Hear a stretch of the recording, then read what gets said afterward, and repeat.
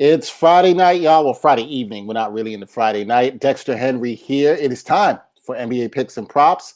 Another week, more NBA games. The season continues. We get further away from small sample size theater. And as usual, every Friday, I got my guys with me. First up, my man, Jamal Murphy. This time, we could see him. Last week, he was most favorite better. But this week, we got him back. Murph, what's up, man? How you doing? What's up? As I said before, new computer. Who this? You know what I'm saying? I'm nice and crispy right now. Yo, you're looking crystal clear right now, bro. Like everything is clear. You got that new computer energy going on. Thank you. Feels good. No, we like it. All right. Next up to the show, he is our angriest panel member, also Miami Heat fan. My man Bryan Fonseca, fresh off of his recent video that just dropped on Deadspin, and it's pretty dope, talking about Latinos and race and culture and the fight against social justice. Bryan, I know you did a lot of work today. How you doing, man? The first of its kind. I also want to point that out as well. If you guys follow me on Twitter, you know what time it is, because that's all I've been promoting as of late, and probably have another announcement coming this weekend. But as far as this show goes, I'm good. A lot of people are making investments. I may have gotten into crypto for the first time this morning, and that's how my day's been going so far. It's been really, really hectic. Okay, all right. Not surprisingly, you're not investing in that GameStop stock. And lastly, it's too much money now. It's too expensive. I know. And lastly, but not least, my man Jarod Hector. Jarod, how's it doing, man? We're gonna get into some more of your boys tonight here on the show. How you doing? First of all, before we talk about my boys, listen, I'm all about the awesome Wall Street subreddit thread. Stick it to the man. Fuck the man. Let these billionaire hedge funders know what's up. We out here. We the people. There's more of us than them. Do what you do, people. But otherwise, I'm cool, y'all. How you doing? I'm doing okay. He was angrier than me, Dex. No, you know what? And I'm mad I wasn't even all over that. That is first. He was angrier than you. Murph seems like he was the happiest person with energy coming on this pod because he got the new computer. To be fair to Jarod, I agree with him 100%, which won't surprise anybody up here. That won't surprise anybody. I'm glad everybody is doing well. I hope all our viewers are also doing very well. We thank you for rocking with us again on another Friday on NBA Picks and Props. Interesting week. We're going to get into the games a little bit later. We are going to talk about some parlays a little bit later in the show. But first, we're going to start off. We like to look at the future a little bit on the show. And we're going to start off with looking at some of the races. When we first kicked off this show, we looked at all the awards races. Last week, we took a look at MVP. This week, we're going to take a look at Rookie of the Year and some of the rookies who have impressed so far, who you've liked, who was your Rookie of the Year bet, and how you think that's looking so far. I'm going to start off with Murph on this one because, Murph, you are the college basketball expert. You watch a lot of these young players. You talk about this on your podcast. Who's a rookie that has really impressed you thus far this year? Was that your pick for Rookie of the Year, and do you like how that's going so far? I mean, for the most part, this was supposed to be a weak draft. So no rookies really dominating, as we probably thought, but a lot of rookies are doing pretty well.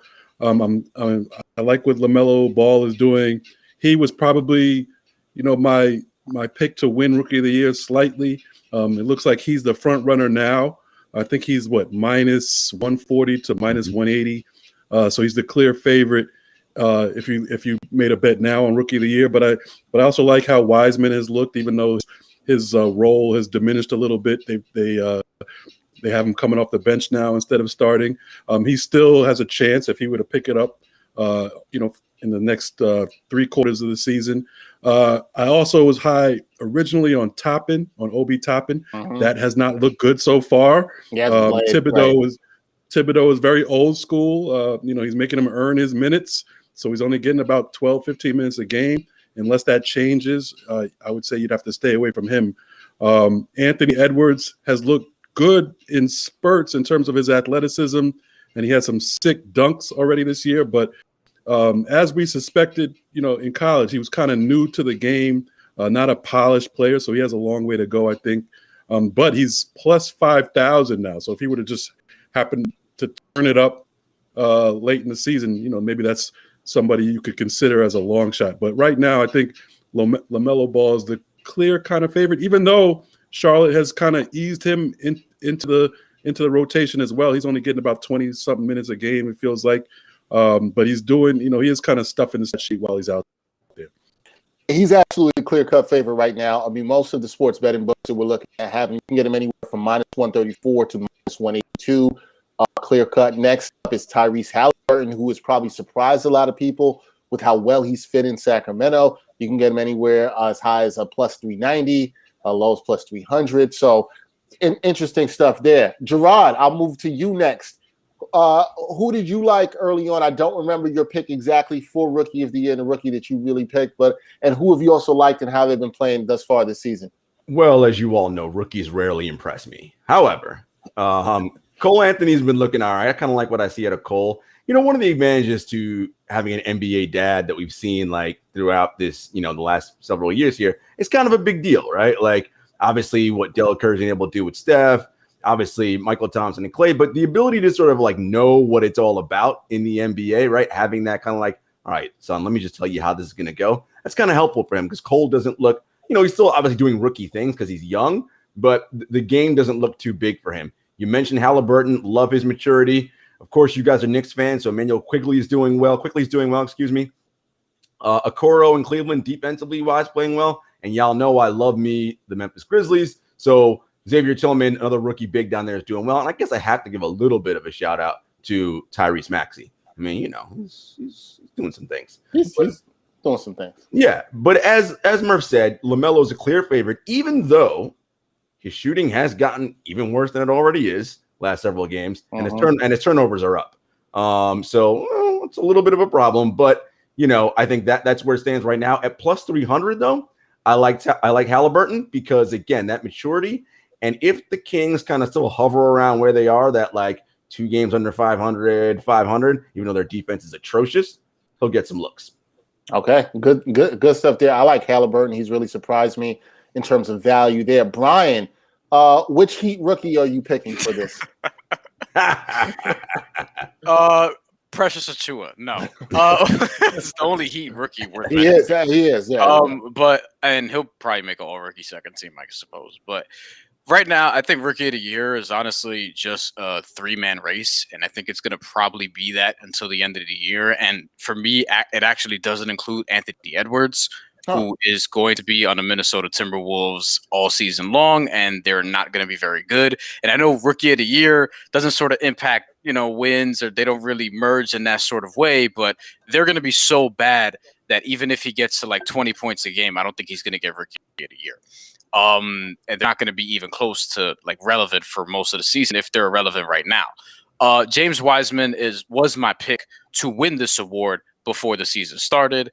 I'm still confident in that. He is coming off the bench a little bit now, and he's playing with the second unit a little bit now, but I actually think that could help him. I actually think that could help him be productive, and I think it won't be but so long until we see him as a starter again, and those numbers are going to climb up. Right now, he's just 12.6 rebounds. I think we could see him inch towards that 14-7, 14-8 territory, and this year that might be enough to win it, but LaMelo Ball right now has actually he's cooled off a little bit, but he had a hot streak, and that's probably what he's going to do throughout the duration of this season, probably next season, probably the season after that, probably his whole fucking career. But that's what it's going to be. It's going to be a LaMelo Ball experience, and it's just going to be up and down, inconsistent. But look, it's going to look great in flashes. Like he's only shooting 40% from the floor, but he's averaging 12, 6, and 6. He's averaging 12, 6, and 6. And I mean, and Jarod, like we've talked about this on the group chat, like we're kind of on the same page in terms of his shooting. Like, is it ever going to be there consistently?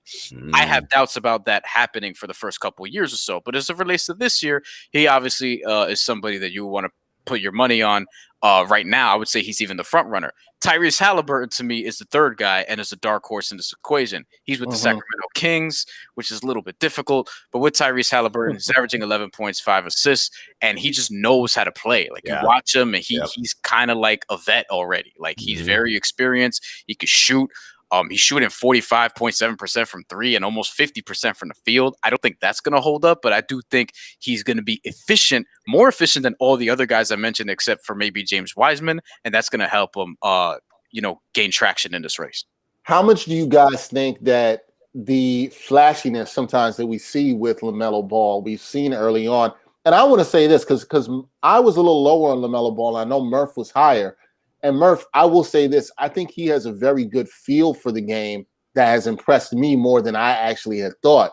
But people have been caught up, and I know Jarod is someone who likes to talk a lot about narratives, and I think he's right in this particular way. Part of the narratives that happens with rookies is who's flashy, who's on the highlight reel, who's doing this. LaMelo Ball delivers that. Does that help in the narrative, do you think, in terms of voters, and also looking to how he might be the safe bet in terms of winning this award? Absolutely. I mean, once you're on House of Highlights and you're the flashy bass, I mean, look, even outlets like SportsCenter does it, right? They don't care about stat lines. It's like the eyeball emoji and did you see that LaMelo pass? And like once it gets retweeted 10 billion times, like, all right, like, and I'm not saying he's a bad player, but what I'm saying is that's just fitting into the overall feel here, right? And I just think that makes sense. And look, the other thing about LaMelo too, why Rookie of the Year is another good thing for him is that Charlotte might make a move and either get rid of Rozier or Devontae Graham, which means keys in the hands of LaMelo Ball. He got the keys to that. I was going to call it a Porsche. They ain't quite a Porsche. They like a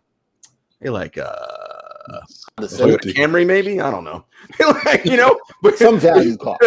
Yeah, a value car. But he gonna have the keys to that, right? And do it. So I think that's another reason why at minus 130. I forgot to mention I did pick Obi Toppin as Rookie of the Year. As Murph said, I should have known better than that. Tibbs don't like rookies like that. So yeah, me too. To be fair, he also got hurt very early. Yeah, that's true. He got hurt early on. And Tibbs has been given some playing time to Quickly, who's played very well, and Murph because he has no choice. Yeah, you're right. He has no. They gave him Elfrid Payton. Yeah, they don't even want to play Miles Powell. What the fuck, man? No. He's in Westchester. Don't say free Miles Powell. Free Miles Powell. Hell yeah! Shout out to Jersey. You know what I'm saying? Big East, baby. Seton Hall Pirate, baby. Does anybody? Do you guys? Gerard, you went to Seton Hall or Rutgers? No, I went to Rutgers. My cousins and my mom and my aunt went to Seton Hall. So I got to give them love. It's close. You ain't rooted for Rutgers basketball. It's fine. Oh hell no, I root. Well, they're a little good now, though. They're actually pretty good now. So say that. Actually, all right. No love for his alma mater. Anybody else you guys like in terms of dark horses in this, or is it kind of like most of you guys have had this down to a 3-man race? Any love for Emmanuel Quickly turning this around and getting real in the race? His odds are plus 2,000 here. I mean, it's such a long odds. I mean, look, the NBA season's weird, right? Any crazy things can happen, right? Rookies get hurt or benched, and the Knicks go like on a little bit of a run. I don't want to get crazy, but look, Peyton Pritchard. You see them, you see, and then we know certain media establishments like want to put some weight behind other guys. But no, I think really, as we all said, it's Wiseman, it's LaMelo, it's Halliburton. I think that's the 3-man. Like I said, it seems that right now. Does Ben Simmons count? Yo, you wildin'. That's messed up. Why are you trying to say that he has improved since his rookie year? No, that's a better joke actually. Than the one. Yeah, but you guys, come on now. Listen. I'm just saying that's the running joke. Like Jason Tatum is going to be 19 forever. Ben Simmons is gonna be a rookie when he's not really a rookie forever. That's kind of just the running joke of what it is. But the one you said is a lot better than what I'm. Y'all know. Is that has he really gotten better? Y'all know I need that fool to shoot. However, what he does defensively and playmaking wise for that team is exceptional. Like that, I mean, he's all NBA defense, right? No doubt. He's that good and that switchable. Yes, the shooting is a problem late in games, especially when they know, don't worry about it, dude, right? Like that's a real problem. But hopefully Doc will figure something out with that. Well, they're going to give the ball to Tobias Harris. That's what they've been doing. Tobias for the win. For the win the other day. I mean, if we're talking about all-stars, I mean, Tobias Harris is building a case. That's all I'm going to say. We'll get to that. All right, we're going to move on to our second segment. We're going to get to the games tonight. Interesting bag of games tonight. We got 3 that we're going to talk about here on the show. We're going to start off with the team that I've rooted for my entire life, and I'm not sure it's necessarily so good for my health. The New York Knicks. They are hosting the Cleveland Cavaliers. They are back home after a 4-game road trip. They lost the last 3 games of the road trip. This is the 3rd time the Cavs and Knicks are matching up this year. They've split the first 2 meetings. The Knicks are favored. This is basically a pick 'em. The Knicks are favored, given the point. The over-under in this game is 208.5. Interesting matchup. The Knicks need a win here. They had won 3 in a row. Now they've lost 3 in a row. Their last game, they blew a 13-point lead to the hottest team in the league. We'll get to that team later, the Utah Jazz, on the road, and they could not close that out, and they're looking to bounce back here. Brian, do the Knicks bounce back and get home? They get some home cooking, sleeping in their own bed. Do they bounce back and get this win tonight? Or do the Cavs win their 3rd game in a row? So a couple things, right? Like for me, in terms of betting, in terms of the teams, over, under, all that stuff, this is a stay away for me because I'm scared to just put money on any Knick game. Not because of the Knicks, but or not because like I think they're going to win, lose, or suck or whatever, but it's just difficult because of the way they play. I'm always hesitant to go on teams that have like a low pace.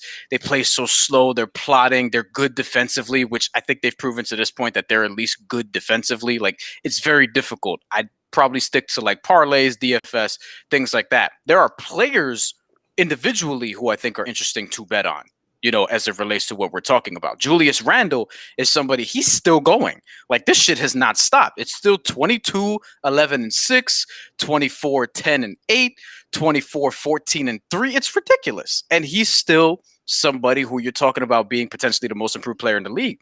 So I'm looking at points and rebounds parlays. I'm looking at just points, period, because last time they played Cleveland, he had 30. They didn't have Jarrett Allen, but I don't think Jarrett Allen's going to stop Julius Randle but so much. And he's not even going to be out there all the time because they have 50 million centers. And then with Cleveland, I'm looking at Darius Garland because he's somebody who was averaging 17 and 6, 17 points, 6 assists, a little more than that actually, in the first few starts of the season. He leaves because of injury for a while. Mm-hmm. He's just being worked in the rotation again. He just got back, played 3 games off the bench. Last game he started, only 14 points, 4 assists, and shot 6 of 11. So he actually looked pretty good, and he played 30-plus minutes. So he's back. He's healthy, and I think that he's somebody I'm looking at, points, assists, maybe just points, maybe just assists. He might actually, come with the most assists in this game, maybe even of the night if we're being very ambitious, but it's 10 games. And then somebody else said, Kyle in the comments, RJ Barrett. I mean, no, I thought he said RJ. He said RJ. No, Kyle was giving love to Rutgers. Kyle, Kyle fellow. Nothing to do with RJ Barrett. But RJ Barrett is someone else I want to get to. But shout out to Rutgers. I mean, we talked about Seton Hall earlier, but Jarod went there, so we got to show them some love. They'll beat my school's ass in basketball, so I'll tell you that right now. I mean, we are D1 for crying out loud. I'm sorry you guys went to schools. So is St. Francis. Oh, Lord, here we go. So is St. Francis Brooklyn, but we're in the Northeast Conference. Okay. We ain't that. I know nothing about that life. Go ahead. Yeah. Look at you talking all the chest that you went to pick. Like, yeah. But RJ Barrett, like he's somebody else who I'm looking at. Like he's tricky to bet on, but he always rebounds the ball, or mostly always rebounds the ball. So he's somebody that you could look at for parlays in that sense as well. You like the players here, but who do you like the game? And the game is tough, but I would. It's a stay away for me. It's a stay away from me, but I will go with the Knicks because I do think they could just grind this one out, and they did beat the Cavs before. So, all right, good stuff. Now this is two teams who've been pretty good defensively early on this year. Got over under at 208.5. Murph, is this a stay away for you also, or are you going Team Knicks? Come on, man, Team Knicks. It's kind of a stay away, but if I gotta pick a team, I gotta go Cavs. I'm sorry, bro. You know what I'm saying? Because the Knicks usually do. What's wrong with you? the Knicks are good against teams not unsuspecting. They catch better teams by surprise and that type of thing. But when they play a team on their level, and both teams are going to come play hard, they haven't been that good. And Cleveland, has actually been the slightly better team this year. They've been playing well. And I just look at the against the spread numbers. Cleveland has been the better team against the spread all season. They're 5-1 in their last six games and 7-0 on Friday night games. So that's hard to beat. So all the energy is pointing towards Cleveland. They have more talent than the Knicks. They just have more guys that they can throw at you. So I'm kind of convincing myself into taking Cleveland +1 tonight. Okay. There's a lot. This chat today is interesting. We got a lot St. of college John's up in here. basketball love. We got St. John's. It's like Definitely the old Big we East. definitely got to take questions later. We have We got to. It's like the old Big East in here. We got Pitt, St. John's, Seton Hall talk up in here. Ridiculous, man. Absolutely ridiculous. People back in the day, Big East was the conference, man. It was, man. I miss those days. All right, Jarod. And what about Marcus you? Hatton and Carmelo Anthony left. You Marcus Hatton in the same breath. Actually, no. Kemba Walker. That makes that statement a lot better. There we go. Defense. I mean, he did it against Pitt, so you know what? He did. I'm gonna say this. That was classic. That was I'm gonna say this nicely to all of y'all for this. Fuck y'all for this. Okay? There you go. All right. But on some real stuff, though, defensively, look, Murph just talked about it. The Knicks and the Cavs are both, as of right now, playing excellent defense. For that, I like the under in this game. Look, it is for sure a stay away just because I'm like, honestly, the Knicks are that weird-ass team that, like, they'll screw around. You're like, damn, they in this game. They're going to end up winning it. And Cleveland, because, they're still young and still learning how to play well. Like Brian said, though, I do love the props in this game. Look at your props with Andre Drummond, points and rebounds, obviously. Look at the Sexland backcourt. Points, rebounds, assists. Yes, I know, Brian, you love Sexland. That's your jam, right? And anything with Quigley off the bench, those are some players I'm looking at for some player props. Okay, that's good. We're going to touch on that later, guys. Talk about some player props and some parlays around that. Knicks Cavs a good game. I would stay away from this game too. I'm with Murph on it. Although I think the Cavs are an interesting matchup for the Knicks. If you watch how both these teams have played in the preseason, the regular season, interesting matchup. I would stay away from it, but I'm with Jarod. I like the under and the over-under just because of the pace that both of these teams play at and how good they are defensively. I would bang that under for the 208.5 in this game. Next game that we'll be looking at is team with one of Jarod's boys. That is the Milwaukee Bucks. They are the favorites in this game, -7. They are in New Orleans to battle the Pelicans. Over-under in this game is 230. Jarod, I'm going to start with you. Because the real MVP in Milwaukee, is trying to win 3 in a row, but we know the narrative is not going to let that happen. We know that's not going to happen at all whatsoever. The Bucks in this game, I think you and I have been on the same page with this. Bucks are underwhelming. Giannis has been underwhelming. We don't know how they're going to score in crunch time. The Pelicans, that is what Jamal's kind of squad in a way here. I'm about to leave them. What do you say, Murph?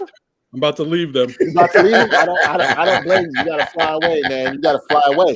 They have been absolutely disappointing. There's a lot of talk about Lonzo Ball on the trade block. We will get into that in the weeks down the road. Who do you like in this matchup? Is this one are you taking the Bucks? Is this one you got to take the Bucks here, or is this another stay away? So what's interesting, right? We've been talking about the Bucks and have they been disappointing or whatnot. Yeah, Giannis has been a little, not his normal like back-to-back MVP self. We can talk about that another time. But what the Bucks are is number 1 in net rating, and they're starting to find their rhythm again. And the Pels have been a disaster on defense lately. 24th in defensive rating, and they're 3-7 against the spread in their last 10. So you know what that means? Bucks all the way heavy, and this is easy -7. Hit the Bucks, bang the over. Love it. Love it. All right, Murph. You can deal with some pain with the Pelicans. They have not been good to you. Are you going to show some love tonight with the money? Yeah, this was kind of a stay away for me too, but I'm with Jarod, though. If I had to pick, I would take the Bucks -7 here. The Pels have just been terrible. For the most part since the beginning of the season. They have a non-shooting backcourt. Bledsoe and Adams have hurt them offensively. Lonzo hasn't been good. It's really just been Ingram and Zion, and Ingram being the only shooting threat they have on the floor, and he's not even really a pure shooter. He's a scorer. So just imagine that, in 2021, you have a starting 5 where you have one shooter, and he's not even a real shooter. He's a scorer, okay? but he's the only one who, when he takes a shot from beyond the 3-point arc on the whole starting 5, that you can feel somewhat, confident that the ball's going to go in. So they have a lot of problems. The game is starting to look like the offensive game is starting to look like it may have passed Stan Van Gundy by. I love Stan Van as a person. I love his social justice remarks and all that. But I love basketball also. So I just got to be real, Stan. You're not getting it done, Stan. You can't have a backcourt of Lonzo Ball and Bledsoe in 2021. Murph is so mad. Murph, You're asking me about the game. Clip that shit. I did. But Murph, can I ask you another question here? Because yes, please. When you talked about the lack of shooting on the Pelicans, which is what I think anybody looking to bet this game is going to, maybe if they want to stay away from the Pelicans, that's going to be a factor. It made me think, who's got worse shooting in their starting five, the Pelicans or the Knicks? Ooh. Who are the Knicks guards? Are they starting Bullock still? Bullock's hurt. Bullock's hurt. So it's He's been hurt. Burks. Burks has been starting at the 3. Burks is a better shooter than anybody on that is true. In New Orleans starting 5. That is true. Yeah. Even with New Orleans and RJ in the backcourt, it's still better than New Orleans. And New Orleans ain't getting great shooting off the bench. JJ has not been good this season. And Redick hasn't been good. Yeah. Redick hasn't been good. So yeah, I mean, give me Milwaukee if I have to pick Milwaukee. Like you said, they haven't been playing great.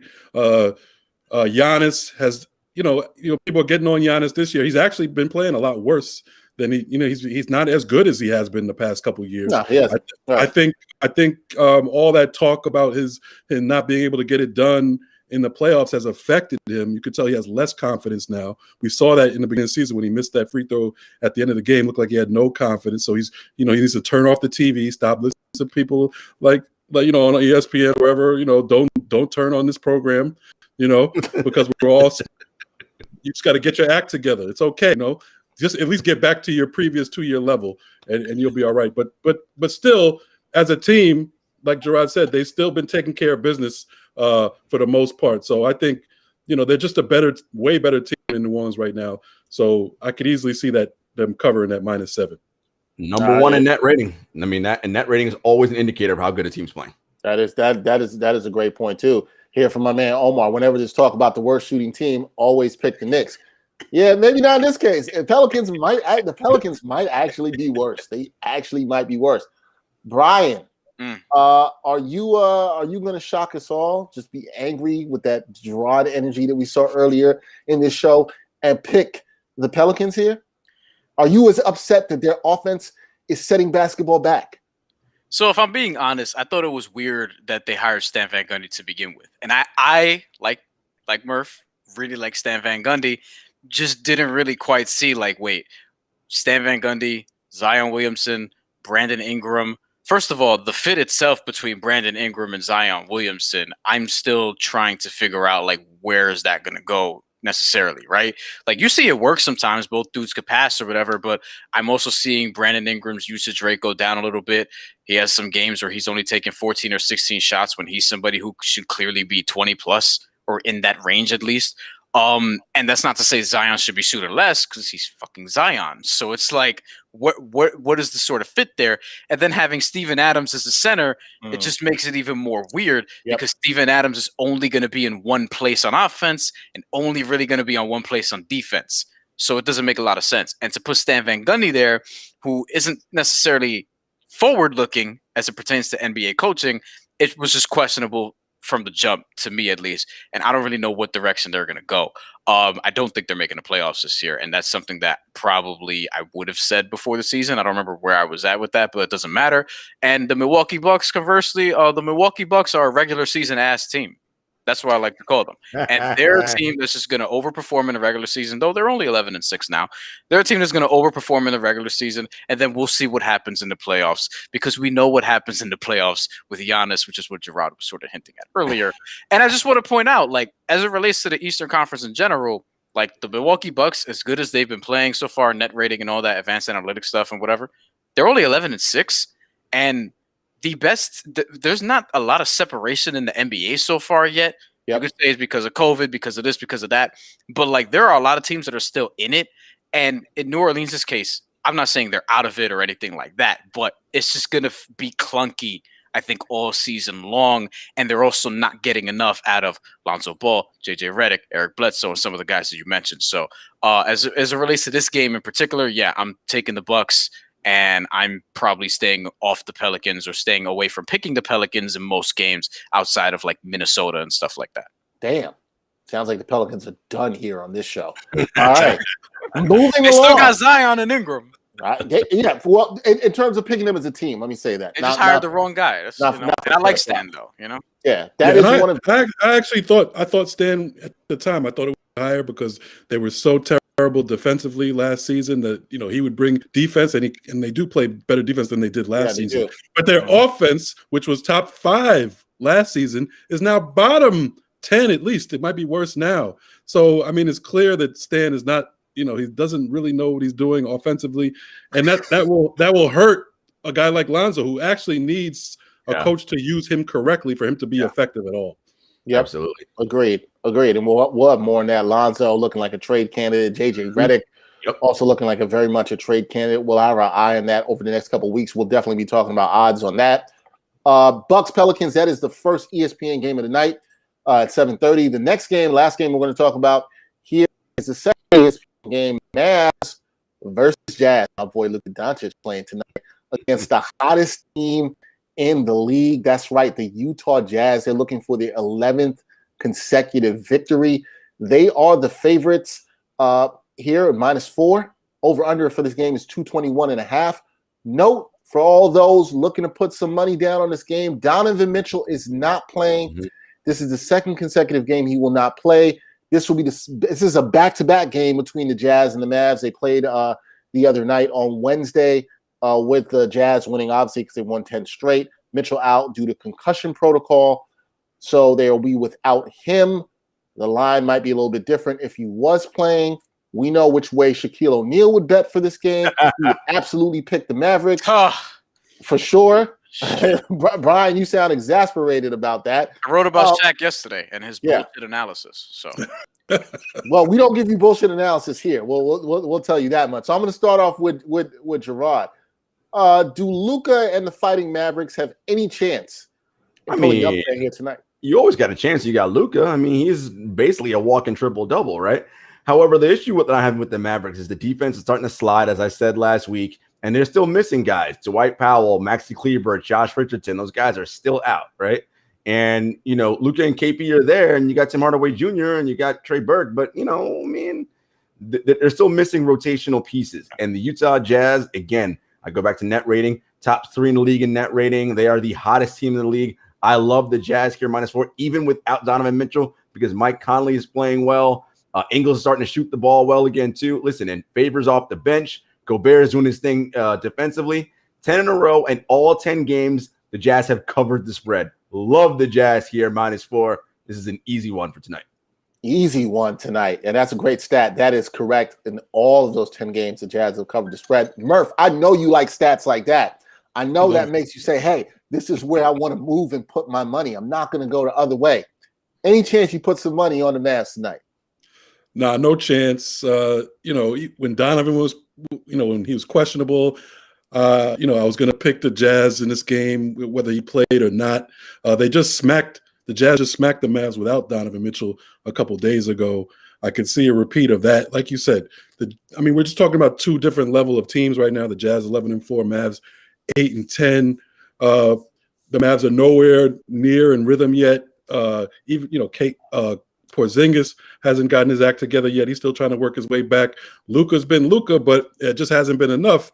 And you mentioned he's a walking triple-double, which is true, but it hasn't been winning them games. And other people who are walking triple-doubles who don't win games, like Westbrook, Trey Young puts up big numbers. They get a lot of flack, but I don't hear that flack coming for Luka yet. So I wonder why. I'm going to stop looking at these gaudy numbers. You got to put some W's together. I don't care if KP is out there or not. You're supposed to be an MVP candidate. So that's my spiel as far as Luka. You already mentioned, of course, the Jazz 10-0 against the spread last 10. I mean that's kind of ridiculous. The Mavs are 5-5 in their last 10. I do like the under here. The under, I have 222. Both of these teams are like near the bottom in pace. So, 222 sounds a little high to me. I would definitely bang the under. Brian, 10-0 the Jazz are in the last 10 games, 10-0 against the spread. But there's an argument to be made, right? It's got to end sometime. Why not tonight? I recall very early on in the season when Milwaukee played the Miami Heat and smacked the fuck out of them, right? It was on national televised game. It was on TNT, the whole thing. They played each other 2 nights after, and the Heat looked like a completely different team. And I didn't think they had Jimmy Butler either, and they beat Milwaukee.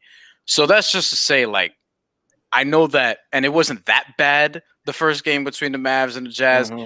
I know that they obviously, lost. But I think Dallas could rebound here. Although they're going to need more than Luca because evidently, to your point, triple doubles, not cutting it, 44, 17, and 11, which is actually what he did recently or something along those lines, not really cutting it. I will say for the Jazz, even with Donovan Mitchell being out, Jordan Clarkson, who we haven't mentioned yet, he's been really good this season. Really unguardable off the bench. Crazy. Yeah, he's really good. Trying defensively. You know what I mean? I'm not going to go as far as to say he's Mike Conley defensively, but defensively, Mike Conley, he's sort of resurged quietly in general because Utah is Utah. Like, they've been one of the better teams in the Western Conference. Even without Donovan Mitchell, I think they're going to be fine. But I'm actually going to take the Mavs in this game. Woo! And I think that Tim Hardaway Jr. Has playing well lately. He's just seeing 19, 17, whatever. I think he's in line for a big night. He's really been playing well lately. After sort of an on again, off again start, and is shooting about 40% from 3 this year, which it's Tim Hardaway Jr. You think of him as a shooter, but him as a 40% 3-point shooter. So look at Dexter's face. Yeah, what is Tim Hardaway Jr.? I don't know when the other shoe is going to drop. And tonight he starts feeling himself and he takes 30 shots and hits like 2 of them. Can anybody see that happening? Because I can. And the last note about it is like Dallas has Josh Richardson back, which that's is Richardson back tonight? I didn't see that. I didn't see him come up. Is he back? I didn't see that. No, he's returned. He's come back. He's not playing again tonight.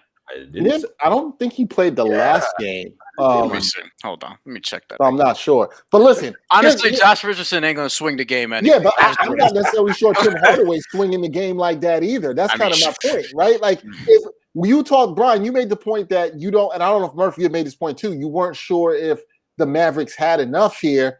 And we're talking about relying on Tim Hardaway Jr. That's not a good thing. Josh Richardson played 24 minutes the last game. Okay, so he played in the last game. He didn't play well, but All right. So we're relying on Josh Richardson and Tim Hardaway Jr. and you feel good enough to bet this. Okay. You're the Luka Doncic fan here. But I'm a realist. He has no help. It's just, he got Porzingis is a future All-Star. I think he's one of them. I mean, All-Star team. I think he's one of the most overrated players in the league. You like him a lot, that's. Let me tell you, I like if Larry Bird was on that team, they'd be getting W's right now. Okay, he's no Larry Bird. I see what you're doing there with the comparison. I see what Murphy's doing there. I see what you're doing there.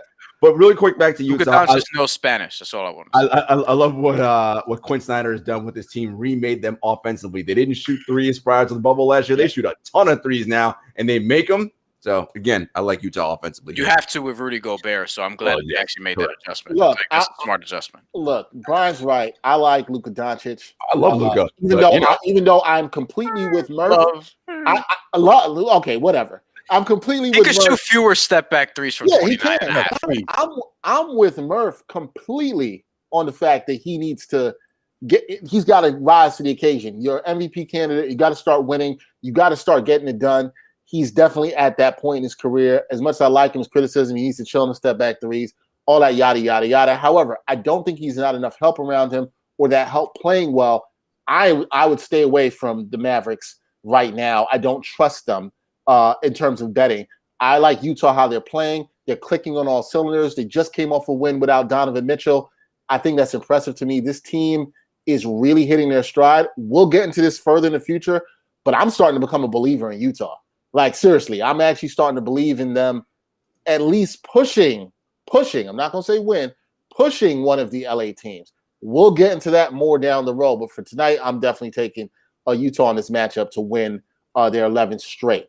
All right, want to encourage everybody to continue to keep watching the Props Network. Check out all our content and be sure to subscribe to the Props Network. If you like the show, You know where to catch us every Friday, at 5 p.m. doing the NBA picks and prop show. And we want to encourage everybody, NBA lovers out there, to watch the show, to use the propsnetwork.com live odds tool. When you're shopping for betting lines, using the propsnetwork.com live odds comparison tool is really easy. You get to see all the betting houses and the different odds for them. And it's just a great way to be able to compare all efficiently in one place. You can see the different spreads, the payouts, from the best legal sports books, all here at propsnetwork.com/NBA. So check that out for sure. Moving along in the show, it's Parlay Fridays. Time to look at a little parlays that might interest us. I found some that I thought was pretty interesting, guys, and I shared it with you. And we'll start off with the first one, a little European connection here, which is sure to excite some people. Luka Doncic and Nikola Jokic as a parlay for them to record 10 plus assists. Is that one that you would take? I find that very interesting. Jokic has been putting up assists all game. We know Luka will have the ball in his hands, but we don't know if people around him will hit shots. Is this a parlay that you would take or you would stay away from? It seems like a safe bet, right? But Jokic hasn't recorded double-digit assists since January 14th.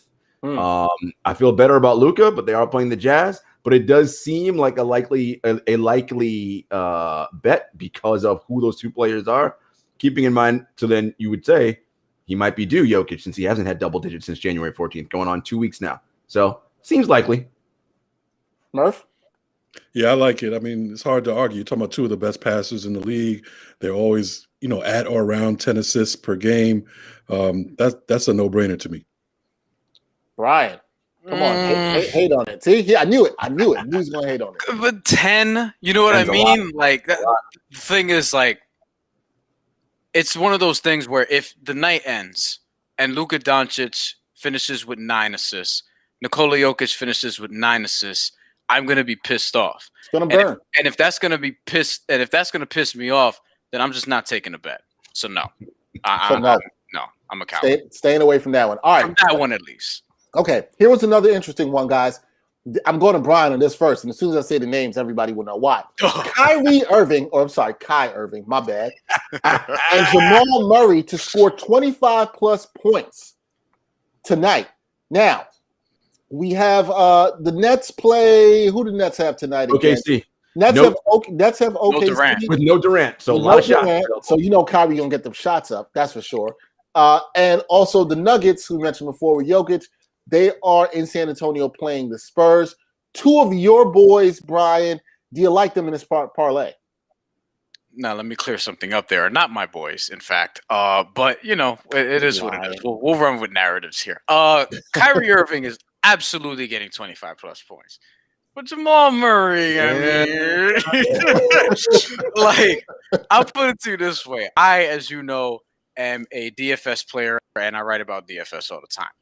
I have not played Jamal Murray once this season in any of my lineups. And there's a reason for that, because he is basically the guy who specializes in getting you 19-2-2, and 19-2-2 just doesn't really get you shit.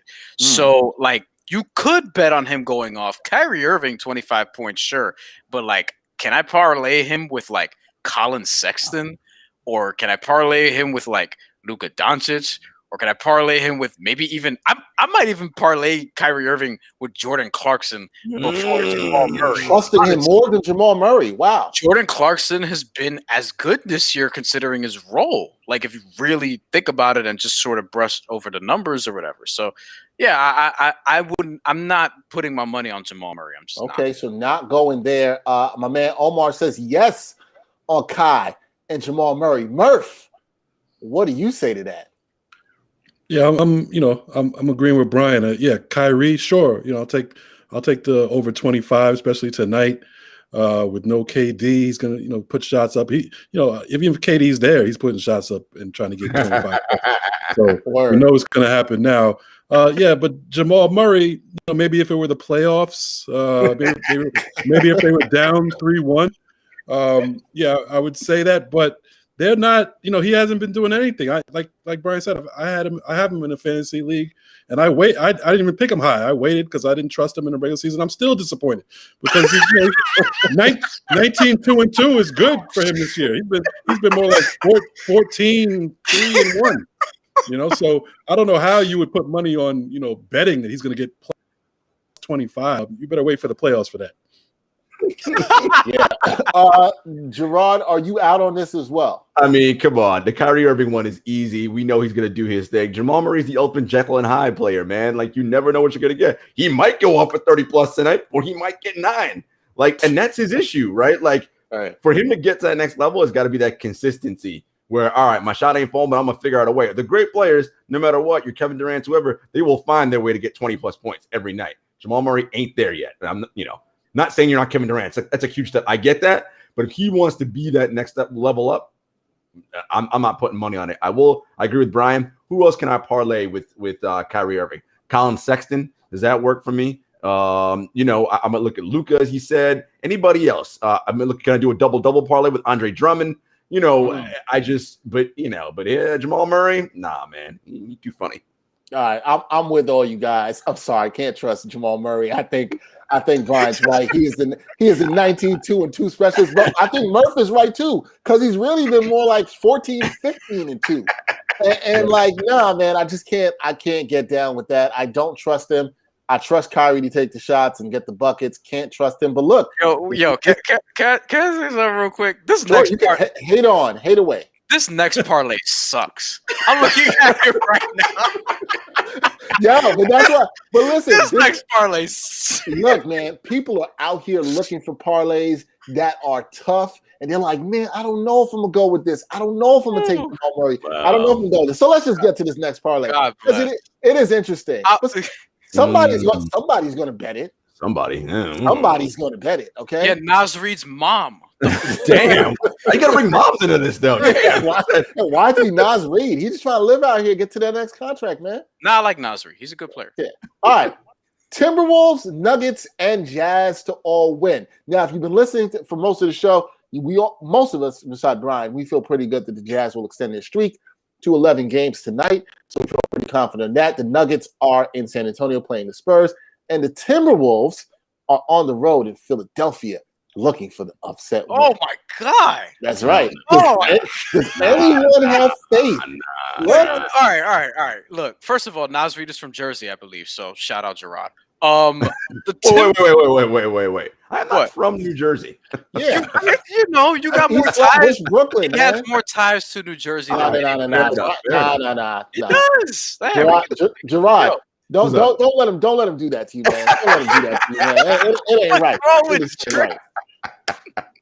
I used to go to Jersey all the time. Whatever. Yeah, man. Used to. Anyway, continue on, man. All right, my brother had net season tickets. He's a Net fan. I am not, as you know. The Minnesota Timberwolves will not beat the. I don't know if any of these teams are going to win tonight. If I'm being totally honest, you're hoping about a back-to-back. Is that why this is here? Because the back-to-back for Philly, right? So Timberwolves playing Philly.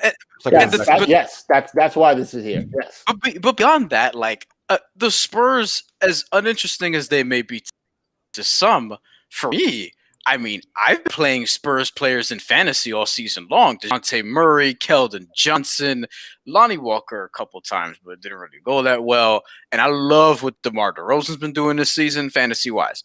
I think they can beat the Nuggets. The Nuggets have had some disappointing losses this season already. Mm-hmm. The Jazz, as we already talked about, like, I think they're going to lose to the Mavs tonight.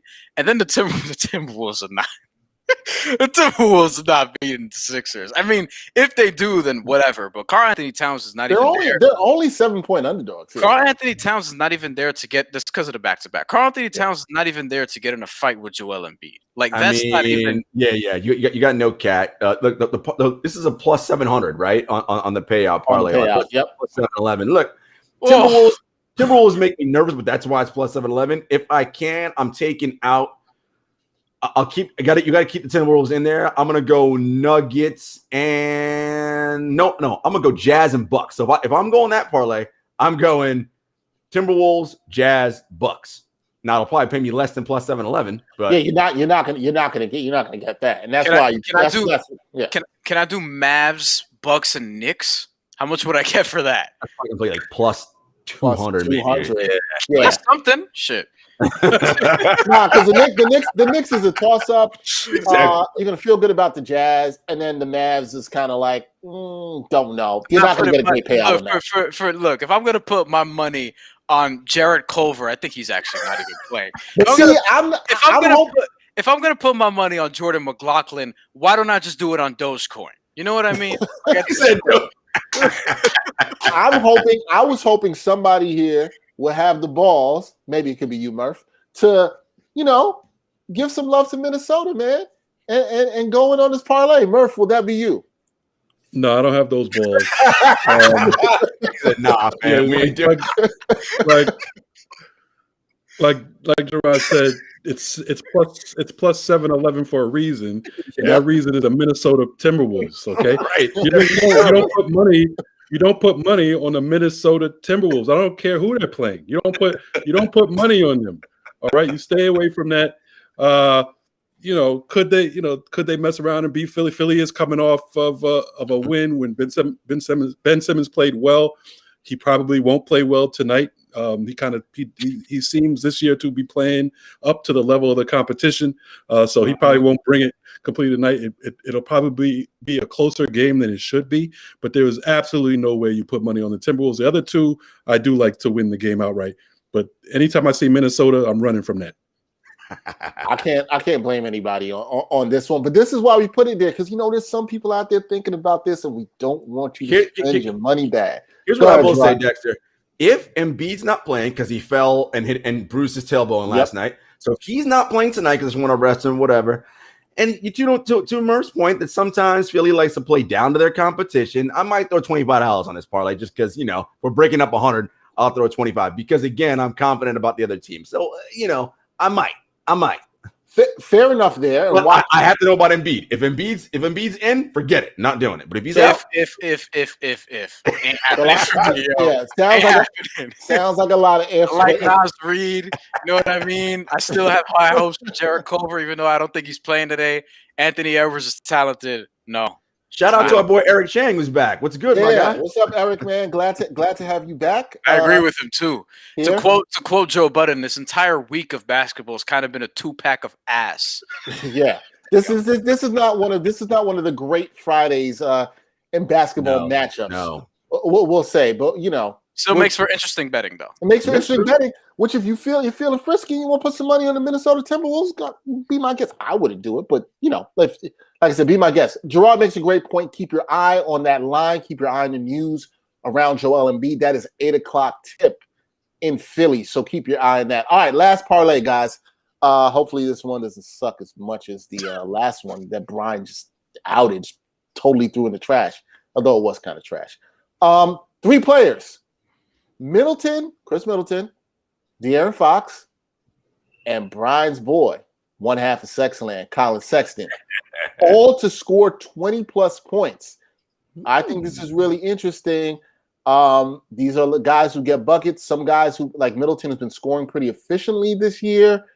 What say you to this parlay? We'll start with you, Bryan, since it's got one half of Sexland in here, and we know that's what you get behind.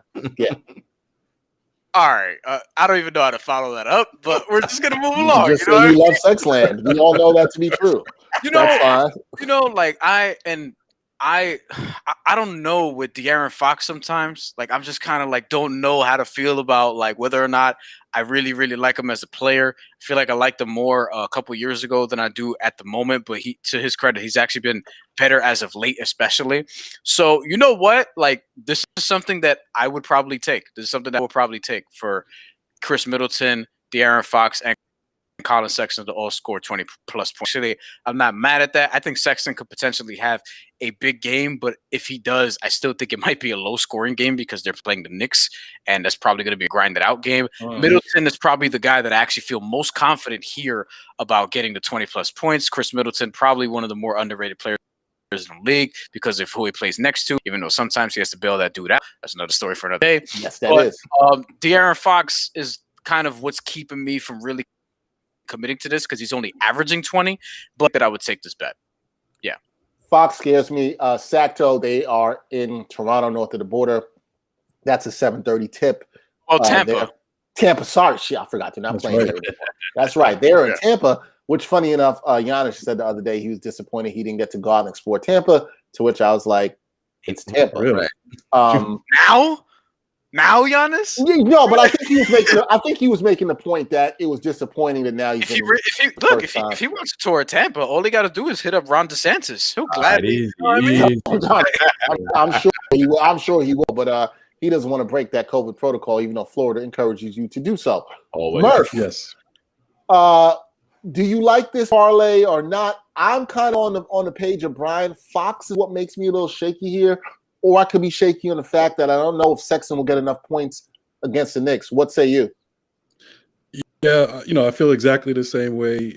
Middleton, I'm very confident in. Sexton, I'm confident in, even against the Knicks in a slow down pace, because that's who Sexton is. He's kind of like Kyrie, maybe worse than Kyrie in terms of searching for his shot and being kind of not being.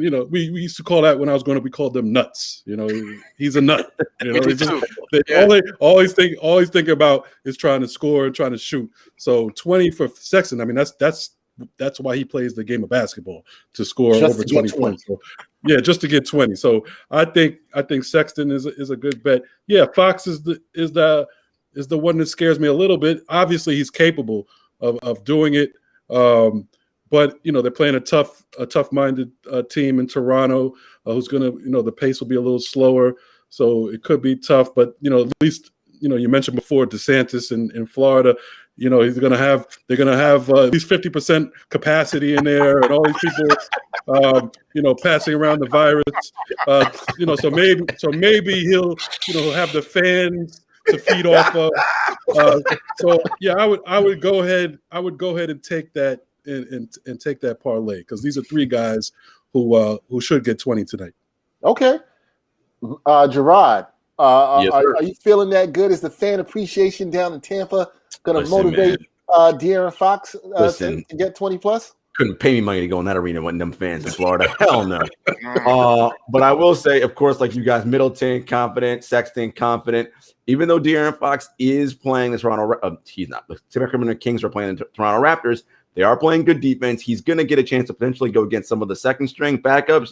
Can he exploit Norm Powell, right? Can he exploit Fred VanVleet a little bit? Look, De'Aaron Fox is like a water bug when he gets that ball, man. He's quick, hard to stay in front of him sometimes. Toronto does play good team defense, but I'm going to go ahead and go with this bet. I like it. Get some nice odds here. All right, there you go. That's parlays for Parlay Fridays. We're going to get to our last segment. That's Keep It 100. We do this every Friday, where we want to make sure that you spend your money right. So we tell you how we're going to spend our money on Friday night. $100 to bet. I don't love these games. You say we don't love a lot of these parlays. We don't really love a lot of these situations. So it should be interesting. We know Brian's going to have some ridiculous way to spend this money anyway. Yo, B, how you spending the $100 tonight? One of these days, I'm going to get the scuffle right. I'm just letting you know. I need a general. Well, I mean, if you keep betting on scuffles enough, it's going to happen. Blind squirrel's going to find the nut. It's going to happen. Sure. But yeah. I'm going to put 25. We'll start with a regular number. 25 on Bradley Beal. Bradley Beal getting 50. Oh, wow. Actually, I'll lower it. 40. 40. Yeah. 25 on Bradley Beal getting 40 because he's playing the Atlanta Hawks. Bradley Beal's he's damn near averaging 40 at this point. And hopefully he gets traded to a good team. Preferably down in South Beach, because that would be interesting. Let's see. Preferably to your team. Got it. We're going to put 74 on. You know what? I'm going to triple down on my take from before. I'm going to put $74 on the Mavs just flat out beating the Utah Jazz tonight. Wow. We're gonna put down 74. I ain't really going to do that. We're just doing a show. But, I'm going to do it. You know what I mean? I'm going to do it. And then out here lying to the people. The scuffle was going to be, I'm going to go back to Washington versus Atlanta. And Trae Young is going to get into it with somebody. Okay? He's going to need to be separated from somebody because he's Trae Young. And a lot of people just don't seem to like Trae Young. So there's that. Interesting. Very interesting. $74 bets. Ridiculous. All right, Jarod, how you spending your $100 on this? You know, as I said before, because of the nice payout it's going to get, it's only $25. Let's go $25 on that 3-team parlay: Wolves, Nuggets, Jazz. Especially if Embiid's not playing. Let's just do that. Let's do a $25 player prop with Trae Young, points, assists. Oh, not getting into a fight. Nice. Because he is playing the Wizards and they are atrocious. God, they're so bad at basketball right now. Free Bradley Beal. And then let's go $50 on the I'll go 25 again. 25 on the under Cavs Knicks and 25 on the Bucks outright and the over. That's my $100. Nice. All right, good way. Our man Eric Chang says Trae Young and John Collins scuffle. Yo, I definitely want to see that. I know Brian does too. Brian, I know you absolutely want to see that. That would be so. And who on the team is breaking it up? That's what we want to know. Yeah, because Trae gonna get his ass kicked. He's too small. Like, so that's not a good idea. Nobody. I will actually say, nobody. I'm actually surprised that hasn't happened yet, because I could think of a few instances where if I was one, like, yes, I would want to snuff the other one. But wow. That's not We asked our man Eric Chang what would he make the odds on that? He said plus 10,000. Sounds about right. Ryan, maybe you want to throw a little bit more money on that than $1 at those plus 10,000 odds or whatever. All right, Murph, how you spending your money? I gotta see crypto adventure goes first. We'll see that. We'll see how that goes. Murph, how you spending your $100 tonight? All right, I'm gonna put 50 teaser, the 3-point teaser, and I'm gonna take the Hawks. That would make them -1 at Washington. They just got to win that game. The Pacers would be Pick'em at Charlotte. The Pacers are the better team. They should win that game. And the Jazz would be -1 versus Dallas. We already talked about it. I like the Jazz so much that I'm going to put another 25 just on the Jazz, -4. Then I'm going to put 24 on another 3-point teaser and bring Toronto down to -2.5 versus Sacramento. I think they could do that. The Clippers -2 at Orlando. Think they should handle that. And this is the tougher one, but Denver -1.5 at San Antonio. Denver's been playing really well. San Antonio, of course, is capable of beating them, but I like Denver there. And then I'm going to leaves me with $1, and this is a tribute to Eric Chang. I'm going to agree with him on that Trae Young and Collins scuffle. Remember, they got into it in a film session, couple like a month or so ago. I could definitely see Trae Young taking a 30-footer when Collins is wide open under the basket at a crucial moment, and they get into it on the bench. Because remember, guys, I brought this up with you before. The only time I've ever seen a player hit a game-winning shot, this was last year, I think, a game-winning shot, and have none of his teammates congratulate him. He was standing there alone like, oh. I've never seen that in my life. A dude hit a game-winning shot and not one teammate congratulating him, and that's courtesy of Trae Young last year hitting a meaningless game-winning shot at the end of the season, and nobody. Actually, it was 2 seasons ago, I think, and nobody came up to. That's an indictment. Even Kyrie would get people coming around to congratulate him. That's an indictment, man. That concerns me because, like I said, if they get into a scuffle, who's breaking it up for Trae Young, or is everybody kind of like, "Yo, let's just let him get punched in the face"? How much you want to bet? How much you want to bet? Lloyd will break it up. That's it. How much you want to bet? How much you want to bet that in that film session, John Collins asked him to pass the fucking ball? How much? I think that happened. I also think John Collins asked him if he want to step outside. He just yelled out, "Pass the fucking ball!" And Trae was like, "Maybe if you could catch it, I would." And he's like, "Oh, you want to step outside?" That's exactly how it went. And Trae was like, "Yo, we gonna handle this later." And you know what that means when somebody says that. They're not really trying to fight. You know how that goes.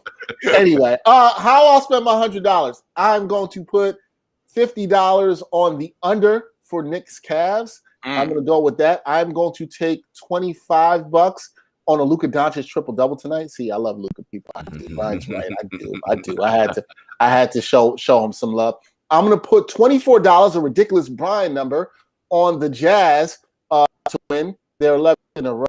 And I'm going to put $1 on Bradley Beal to purposely get himself ejected because he no longer wants to play for the Washington Wizards tonight. He's just checking out. Peace. Out of here. Done. Don't want any more of this. Bradley Beal. We all saw him the other night sitting on the bench, head in hands. Look, that man looks like he's about to. At another time, we're going to talk about has Westbrook falling off the cliff because I've been calling this for a minute. I've been calling. Brian, you have, and that's going to have to be a conversation that we are definitely going to have in longer detail. I was going to bring it up to talk about it this week, guys, but I was willing to give him a little bit more of a larger sample size in terms of coming back before we do it. We're going to open it up for any questions or picks before we put a wrap or a bow on it on this Friday. I just want to let everybody know, once again, please subscribe to the Props Network for the shows that we have going on here. Obviously, you love NBA picks and props. You can also check out Jamal K. Davis, our guy with the Just for Sport show on Monday and Thursdays. Also, Joel Walkowski, all the betting that he does, talking NBA, football, NFL. We got Super Bowl coming up. A lot of people wondering how they're going to bet for that. Pick Mahomes. Lot of things that you should be thinking about in that. Please subscribe to the Props Network channel. We have tons of great content. Also want to encourage everybody, as always, we talk a lot about spending your money, how to spend it responsibly. Please bet responsibly. This season, remember, is 21 and over to bet online. If you or someone you know has a gambling problem, call 1-800-GAMBLER today. Any last thoughts, guys? DeAndre answer, yes, over 16 and a half. Like that. Luca over 27 and a half. I like that. And following up the Westbrook thing, look, Eric Chang put it out there, 163 points on 163 shots. Folks, that is horrendous. Great. Eric, great stat there. And as Antonio said, a huge RIP to John Cheney, basketball coaching legend, one of the original great black coaches, right up there with John Thompson, except never made a Final Four or got a championship like John Thompson did. But Bomani Jones had tweeted something earlier today that I totally agree with. You look back on what John Cheney was able to do with that Temple team, and always have them in Sweet 16 or the Final Eight. And we look back now, they haven't been anywhere close to that since then. Even. And it is amazing that he was able to do that, a small school in Philly in the Atlantic 10. Mm-hmm. Yeah, it truly is amazing what John Cheney was able to do. Doesn't get enough credit in that regard. Also, we'd be remiss if we don't say this on this program. RIP to Sekou Smith. Yes. The NBA journalistic community, lost a very good writer that touched a lot of people this past week. He passed away due to COVID complications at the age of 48, leaving behind a young family, which is obviously very touching. I personally have met Sekou a couple of times, younger at the Garden. It seemed like a very nice guy in everybody he talked to, and everybody says the same thing. So RIP to him. Also, non-basketball related, RIP to Cicely Tyson. And thank you for all her trailblazing ways. I think a lot of people in the Black community for what she did as an actress, still working up to the age of 96. So respect to that. Eric, good. DeAndre Hunter, over 16.5 points. Brian says absolutely bang that. Luka, over 27.5 points. I'm going to say bang that. What do you say, guys? Yep. Agreed. I love the other one. SGA, what was it? 33 and a half. 33 and a half, yeah. Playing the Nets. I mean, yeah. Yeah, absolutely. He might just get 33 points, honestly. Yeah. He might just get 33 points straight up. So, and he's been playing really good lately for that team. You can see the confidence going with him down the stretch. Absolutely for sure. Who ain't got help. I mean, Lou Dort, he's cool. Darius Bazley's cool, but shit. Brian's like, he's all right, but he's not real. Minnesota, it's tough, man. It's tough. And take OKC. Take OKC plus, I think, 8.5 on that too. The Nets have the Nets beaten anybody by more than 5 points? No.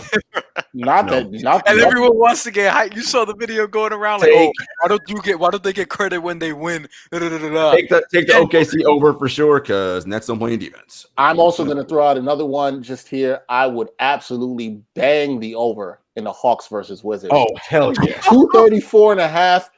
Bang that over. Mm-hmm. Those teams, the Wizards, as Jarod said earlier in the show, horrible defensively. Horrendous. The Hawks ain't much better either. Yeah. I mean, I don't know. Both things.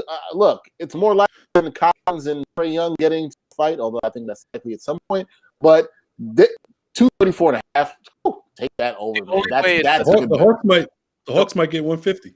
Yeah. They have so many guys who can score in Atlanta. So many guys who can put the only way it doesn't get to 234 is if it's a blowout and then dudes just stop, and then it's 119 to 84 and then you're asked out. Careful. But I don't think anyone's scoring only 84. They might get 84 at halftime. I'd throw a few dollars on that for sure.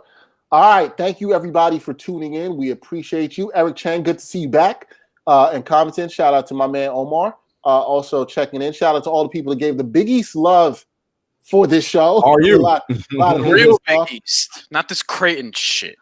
Creighton. the real Big East. Creighton's not in the East. I just hate the geography of college conferences. Well, you know how that works. Syracuse is in the ACC now. Exactly. It's all kinds of bullshit. New Orleans Pelicans should not be in the Western Conference either. I mean, Pitt shouldn't be in the ACC either. They should not. But let's shout out to my Panthers. Let's go Panthers. Murphy got to talk a little bit more about the Panthers and how they're looking. If they have a shot come tournament. Not too good. Not too good. Look at that. No lie. They're better, but not too good. They're better. I like Champagne, but we'll see. They're not prime time yet. We shall say. Thanks everybody, and then we see some more St. John's love once again. That's Brian's team, I guess you would say. I can rock with that. F you guys. I'm all about that. Yes, I am down with Dwight Hardy and DJ Kennedy. I'm down with that. DJ Kennedy, who played at Cheney High School in Pittsburgh. So, Juwan Blair. Yeah, too. All right. Juwan Blair. For my guys, Jamal Murphy, who's got the better video connection today. New computer looking great in this episode. Love it. Look at that. The thumbs up is all clear. You can crispy. There you go. Crispy. There we go. My man Jamal Murphy. You can check out his work on the Bros Pod and the Up Next Pod for sure. Jarod Hector, 7 Footers Podcast. Also check him out on True Hoop 7 Footers. They had a new episode this week. You can check out Bryan Fonseca's work on Deadspin. Also with me on the Ain't Hard to Tell podcast, annoying me every week as usual. Good one coming up. We got a good one coming up. Well, we'll be talking about violence because that's Brian's jam. Yeah, that's right. and an announcement also. Yeah, he's insufferable because he can't wait to announce to everybody that he's finally announcing to the world that he truly is a Miami Heat fan. That is it for this episode of NBA Picks and Props. We're so glad you were able to rock with us for a little bit over the past hour. We will be back next week at 5 p.m. talking about more in the world of basketball, a lot of the news that's going on, and how you should spend your money right when it comes to betting on the NBA. For Bryan Fonseca, Jamal Murphy, and Jarod Hector. Until next time, y'all. Peace.